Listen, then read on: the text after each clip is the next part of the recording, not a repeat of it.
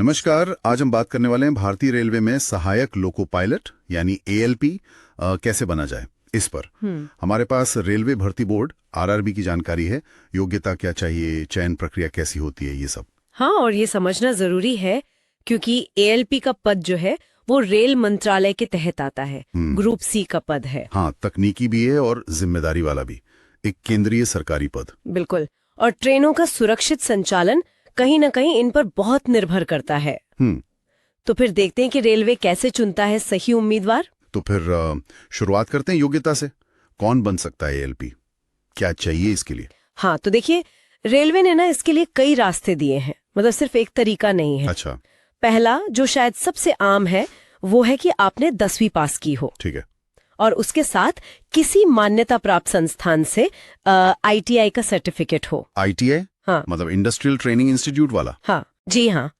और वो भी कुछ खास ट्रेड में होना चाहिए, जैसे फिटर है, इलेक्ट्रिशियन है, instrument mechanic, wireman, mechanic diesel, इस तरह के ट्रेड्स में। अच्छा, ये खास ट्रेड ही क्यों? इनका सीधा क्या लेना देना है लोकोमोटिव से? देखिए, काफी हद तक है।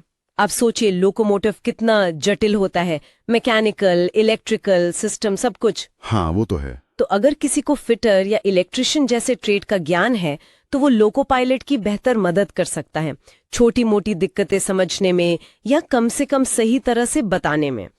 समझ गया। मतलब सिर्फ ट्रेन चलाना नहीं है काम? बिल्कुल नहीं। अब मान लीजिए किसी ने आईटीआई नहीं किया है। हाँ, तो क्या वो नहीं बन सकता? नहीं, उनके लिए भी विकल्प है। दूसरा रास्ता है 10+2 यानी 12वीं। अच्छा। लेकिन इसमें एक शर्त है, 12वीं में भौतिकी और गणित, मतलब फिजिक्स और मैथ्स, ये विषय होने चाहिए। ओके, साइंस स्ट्रीम वाले। हाँ, और तीसरा विकल्प भी है, इंजीनियरिंग में डिप्लोमा या डिग्री। अरे वाह, इंजीनियरिंग वाले भी? जी, पर वो भी इन्हीं संबंधित इंजीनियरिंग शाखाओं में होना चाहिए जो आईटीआई ट्रेड से मिलती जुलती हों। तो तकनीकी बैकग्राउंड वाले कई लोग इसके लिए पात्र हो सकते हैं। सही है, मतलब काफी विकल्प हैं। हाँ। अच्छा, और उम्र का क्या? आयु सीमा भी तो होगी? हाँ, आयु सीमा है। सामान्य श्रेणी के लिए आमतौर पर ये 18 से 30 साल के बीच होती है। 18 से 30? हाँ, जैसा पिछली भर्तियों में देखा गया है। और हाँ, जो आरक्षित श्रेणियां हैं जैसे एससी, एसटी, ओबीसी, उनके लिए सरकारी नियमों के हिसाब से ऊपरी आयु सीमा में छूट भी मिलती है। ठीक है, तो योग्यता और उम्र ये तो समझ आ गया। हाँ। अब आते हैं सबसे अहम हिस्से पर। हाँ। चयन प्रक्रिया। हाँ, ये तो सुना है काफी मुश्किल होती है, कई चरणों वाली। हाँ बिल्कुल, और होनी भी चाहिए। जिम्मेदारी इतनी बड़ी जो है, ये प्रक्रिया मतलब ये पक्का करती है कि सबसे काबिल लोग ही चुने जाएं। तो पहला चरण है सीबीटी स्टेज 1, कंप्यूटर आधारित टेस्ट। सीबीटी 1? हाँ, ये एक तरह से स्क्रीनिंग टेस्ट है, मतलब शुरुआती छंटाई। अच्छा। इसमें गणित, रीजनिंग, सामान्य विज्ञान और जनरल अवेयरनेस के सवाल होते हैं। इसमें पास होना अगले चरण के लिए जरूरी है। ये तो वैसा ही है जैसे कई और सरकारी नौकरियों की परीक्षा में होता है, स्क्रीनिंग टेस्ट। बिल्कुल। स्टेज 1 जो पास कर लेते हैं वो जाते हैं सीबीटी स्टेज 2 में। अच्छा, स्टेज 2। हाँ, और इसके 2 भाग होते हैं, पार्ट ए और पार्ट बी। 2 भाग? जी। पार्ट ए ज्यादा महत्वपूर्ण है क्योंकि मेरिट लिस्ट जो है वो मुख्य रूप से इसी के अंकों पर बनती है। इसमें फिर से गणित, रीजनिंग, सामान्य विज्ञान तो होता ही है, साथ में बेसिक साइंस और इंजीनियरिंग के सवाल भी होते हैं। अच्छा, इंजीनियरिंग भी? हाँ, बुनियादी स्तर की।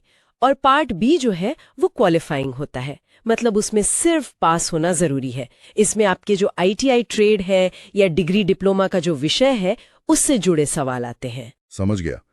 तो पार्ट ए से मेरिट बनेगी और पार्ट बी सिर्फ पास करना है अपनी ट्रेड का, यहाँ तकनीकी ज्ञान की परख हो जाती है। सही कहा। और इसके बाद आता है वो चरण जो सिर्फ और सिर्फ एएलपी के लिए खास है। हाँ, वो कौन सा? वो है कंप्यूटर आधारित एप्टीट्यूड टेस्ट यानी सीबैट। सीबैट, हाँ सुना है इसके बारे में। ये क्या होता है एग्जैक्टली? ये कोई पढ़ाई वाला टेस्ट तो नहीं है शायद? नहीं, ये किताबी परीक्षा बिल्कुल नहीं है। ये आपकी मनोवैज्ञानिक क्षमताओं को परखता है। मनोवैज्ञानिक क्षमता?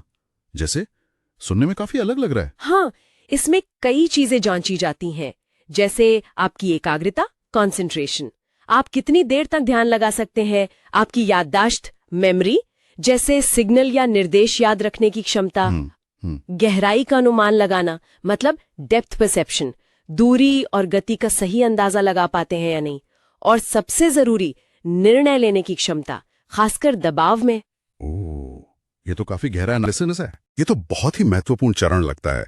ये दिखाता है कि नौकरी सिर्फ तकनीकी ज्ञान की नहीं है, बल्कि मानसिक रूप से कितना स्थिर और तेज होना पड़ता है। सही बात। अच्छा, तो CBT1, CBT2 और फिर CBAT, इसके बाद क्या? प्रक्रिया पूरी? लगभग पूरी। इसके बाद दो मुख्य चीजें बचती हैं। एक तो दस्तावेज सत्यापन, मतलब डॉक्यूमेंट वेरिफिकेशन। हाँ, वो तो हर नौकरी में होता है। सर्टिफिकेट्स वगैरह चेक होते हैं। जी, CBAT पास करने वालों के सारे सर्टिफिकेट्स चेक होते हैं। और फिर आता है सबसे ज्यादा महत्वपूर्ण चिकित्सा परीक्षण, यानी medical test. Medical test? Railway का मेडिकल तो वैसे भी सख्त सुना है। हाँ, और ALP के लिए तो बहुत ही ज्यादा सख्त होता है। इसे A1 मेडिकल कैटेगरी कहते हैं। इसमें सबसे ज्यादा जोर आंखों की रोशनी पर होता है। ओके। क्यों? क्योंकि सिग्नल पहचानने होते हैं, दूर के भी, पास के भी। और रंगों की पहचान भी एकदम सही होनी चाहिए, कलर विजन। जरा सी चूक बहुत बड़ा हादसा करा सकती है। और ये सब बिना चश्मे के होना चाहिए। ओह, बिना चश्मे के A1 विजन, ये तो वाकई कड़ी शर्त है। जी हाँ। तो ये सब पास करने के बाद ही कोई LP बन पाता है। तो अगर हम संक्षेप में देखें तो सहायक लोको पायलट बनने के लिए पहले तो सही शैक्षिक योग्यता चाहिए, ITI या 12वीं, PCM या इंजीनियरिंग डिप्लोमा डिग्री। हाँ, फिर आयु सीमा के अंदर होना चाहिए, बिल्कुल। और उसके बाद कई चरणों वाली परीक्षा पास करनी होगी। CBT1, CBT2, फिर वो खास CBAT जिसमें दिमागी क्षमता परखी जाती है, और आखिर में दस्तावेज और सख्त मेडिकल टेस्ट।